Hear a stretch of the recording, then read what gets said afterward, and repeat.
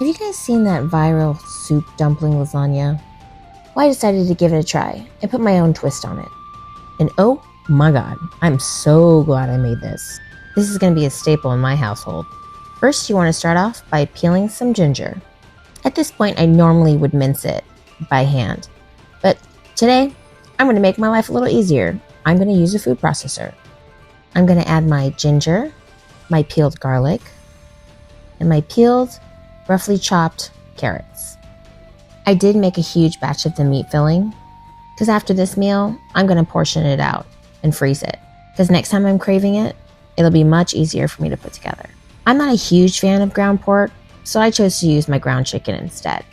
But that's up to you. In a big bowl, you're going to add your ground chicken and your minced up carrots, ginger, and garlic.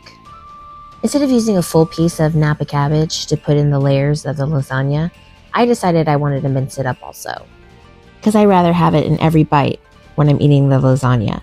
But it's your choice. You could do it either way. If you're going to do it my way, then you're going to add it to the meat mixture. Now let's chop up some green onions. I love sharing this hack. If you cut the ends off a green onion and you put it in a small bowl or a ramekin and you add a little water, in a couple days, they'll start sprouting. Then you transplant them into some dirt and bam, you have green onions all over again. And I don't know what's going on lately, but green onions are super expensive. Now let's season our meat mixture. You're going to add sesame oil, mirin, and soy sauce. You're going to add some chicken broth, white pepper, and sea salt. You're going to put gloves on and you're going to mix everything completely by hand. Make sure everything mixes well. Now let's make some lasagna. You want to wet your dumpling skin? I just use my chicken broth, or you can use water. We're going to do layers. You're going to do the first layer of dumpling skin. Now let's do the meat mixture, and you want to smooth it out. Another layer of dumpling skin. I did kind of a weird shaped baking dish, so I had to cut my dumpling skin. Hopefully you have a better dish than mine and don't have the same problem as me. Now this is going to be your last layer of meat filling. Make sure everything's smooth.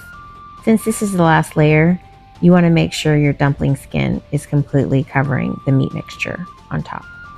Then you're going to add your chicken broth, as much as you can fill in there. Now let's get to steaming. I have a steaming rack, but if you don't, that's not a problem. You just want to put 2 inches of water in your pot and make sure your baking dish isn't submerged under the water. You're going to steam it for about 20 minutes with the lid on. And voila, there's my version of the soup dumpling lasagna. Full recipe below.